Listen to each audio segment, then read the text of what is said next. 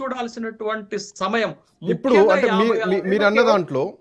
మీరన్న దాంట్లో ఒక తెలుగుదేశం పార్టీ నుంచి కాంగ్రెస్ పార్టీలోకి వచ్చి తన నాయకత్వాన్ని నిరూపించుకొని కాంగ్రెస్ పార్టీలో ఉన్నటువంటి అంతర్గత సంక్షోభాల గురించి మనకు తెలుసు. ఇప్పటికి కూడా ఎవరికి వారు అన్నట్టుంటారు, ఒకరికొకరు పడదు, అంతర్గత స్వాతంత్రం ఎక్కువగా ఉంటుంది. అట్లాంటి కాంగ్రెస్ పార్టీని కూడా ఒక దారిలో పెట్టి అధిష్టానాన్ని మెప్పించి నాయకత్వాన్ని ఒక లైన్లో పెట్టి పిసిసి అధ్యక్షుడిగా మారి ఇంద్రవెల్లిలో సభ పెట్టేంత వరకు ఉండేటువంటి రేవంత్ రెడ్డి పరిపాలన విషయంలో ఇప్పుడు ఈ 2.5 సంవత్సరాల తర్వాత ఆయన తనను తాను మార్చుకోవాల్సినటువంటి విధానాలు ఏమున్నాయి అంటే యాజ్ ఎన్ అనలిస్ట్గా, ఒక విశ్లేషకుడిగా మీరేం సలహా ఇస్తారు? శ్రీకాంత్, నేను ఒక మాట చెప్తాను. కాంగ్రెస్ పార్టీలో నాకు రాజకీయ అనుభవం వచ్చిన తర్వాత ఒక రాజశేఖర్ రెడ్డి గారిని ఒక బలమైనటువంటి నేతగా చూశాను.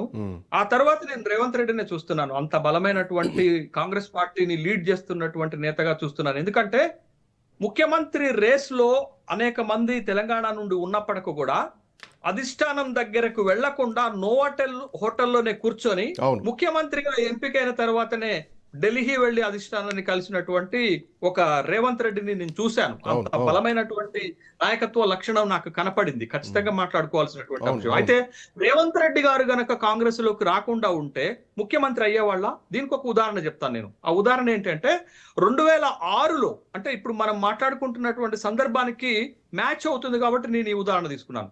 2006లో జేడిఎస్ లో, కర్ణాటక రాష్ట్రంలో ఉన్నటువంటి జేడిఎస్ పార్టీలో ఉన్నట్టు సిద్ధరామయ్య ఒక బలమైనటువంటి నేత.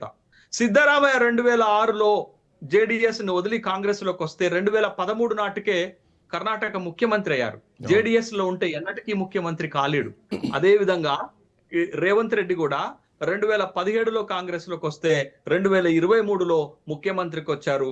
అదే కాంగ్రెస్ లోకి రాకుండా ఉంటే రేవంత్ రెడ్డి ఎన్నటికీ ముఖ్యమంత్రి అయ్యేటటువంటి అవకాశం లేదు. ఇక మీరు అడిగినటువంటి ప్రశ్న ఏంటి అనంటే, రేవంత్ రెడ్డి గారి ఈ 31 నెలల పరిపాలన చూస్తే, రేవంత్ రెడ్డి గారి 20 ఏళ్ల ప్రజాప్రతినిధి ప్రస్థానంలో ఎన్ని మైలురాళ్లు ఉన్నాయో, ఎన్ని సవాళ్లు ఉన్నాయో, బట్ ఈ 31 నెలల్లో తన ముఖ్యమంత్రిగా అన్నే సవాళ్లను, అంతే విధమైనటువంటి ఛాలెంజెస్ ని ఎదుర్కొంటున్నారు.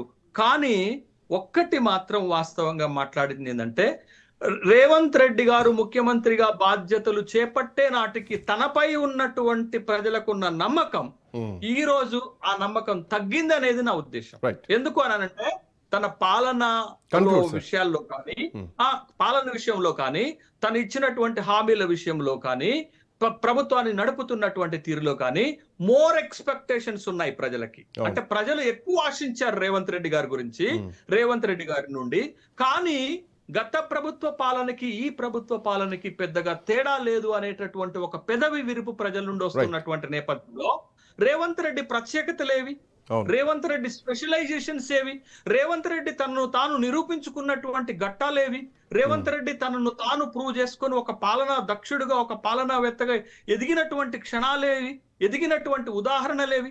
రాజశేఖర్ రెడ్డి గారు మహానేత అయ్యారు. ఎలా అయ్యారు? ఒక్క 5 సంవత్సరాల పాలనలోనే మహానేత అయ్యారు.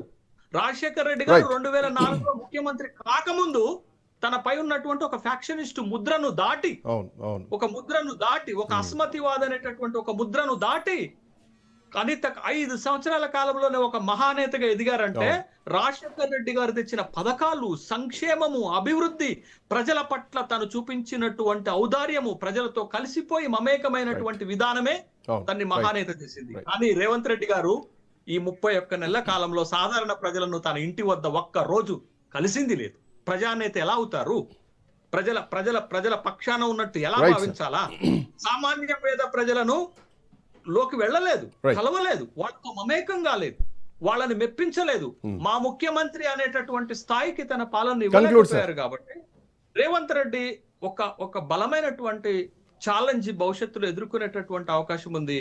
కాబట్టి ఇప్పటికైనా రేవంత్ రెడ్డి గారు ప్రజల ముఖ్యమంత్రిగా, ప్రజల కోసం ఎన్నుకోబడినటువంటి ముఖ్యమంత్రిగా పనిచేయాలని నేను కోరుకుంటున్నాను. ఎందుకంటే ఇంకా 15-20 సంవత్సరాలు రాజకీయాలను నడపగలిగినటువంటి శక్తి, యుక్తి, స్తోమత రేవంత్ రెడ్డి గారికి ఉంది. కాబట్టి ఒక ప్రజల ముఖ్యమంత్రిగా అయితే, ప్రజలతో మమేకమైన ముఖ్యమంత్రిగా అయితే, ప్రజల బాధలను, కష్టాలను ప్రత్యక్షంగా తెలుసుకునే ముఖ్యమంత్రి అయితే సంతోషిస్తాను.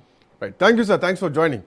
సో 20 ఏళ్ల రాజకీయ ప్రస్థానంలో ఒక రాజకీయ అంటే ఒక సామాన్య కార్యకర్తకే ఇన్స్పిరేషన్గా నిలిచినటువంటి ముఖ్యమంత్రి రేవంత్ రెడ్డి భవిష్యత్ రాజకీయాల్లో ప్రజలపైన ఎలాంటి నమ్మకాన్ని చొరగొనబోతున్నారు, ఈ పరిపాలన భవిష్యత్ రేవంత్ రెడ్డికి ఎంతవరకు ఒక రహదారిగా ఉంటుందన్నది చూడాలి. ఎనివే, రాజ్ న్యూస్ తరపున 20 ఏళ్ల ఈ ప్రస్థానానికి రేవంత్ రెడ్డి గారికి శుభాకాంక్షలు చెప్తోంది. That's all for now. Next updates continue అయితే కీప్ వాచింగ్ రాజ్.